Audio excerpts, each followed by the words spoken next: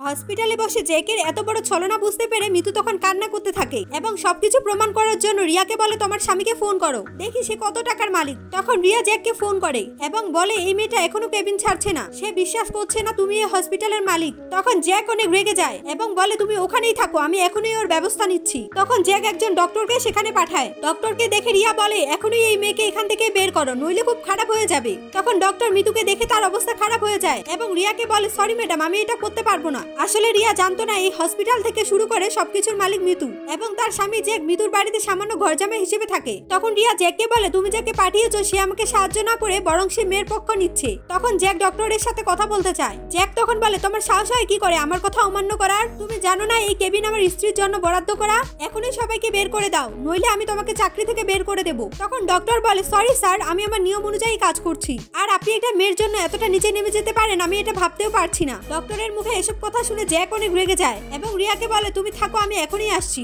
আমি এসে সব কয়টাকে উচিত শিক্ষা দিব। তখন জ্যাক মিটিং ক্লোজ করে সাথে সাথে বেরিয়ে পড়ে। এদিকে স্বামী থেকে সাহস পেয়ে রিয়া মিতুকে ব্যাট থেকে ফেলে দেয়, ফলে তার পেটে প্রচন্ড ব্যথা শুরু হয়। তখন ডক্টর রেগে ইশারা করলে সিকিউরিটি রিয়াকে ধরে ফেলে। রিয়া তখন রেগে আগুন হয়ে যায় এবং বলে তোমরা জানো না আমি তোমাদের কি করতে পারি, আমার স্বামী আসলে আমি তোমাদের সবাইকে চাকরি থেকে বের করে দিব। ঠিক তখনই সেখানে জ্যাক এসে উপস্থিত হয়। রিয়া জ্যাককে দেখে অনেক খুশি হয়ে যায়, কিন্তু জ্যাক সেখানে মিতুকে দেখে তার কলিজা শুকিয়ে যায়। এরপর জ্যাকের সাথে কি হতে চলেছে জানতে হলে পার্ট 3 লিখে কমেন্টস করুন এবং চ্যানেলটিকে সাবস্ক্রাইব করতে ভুলবেন না।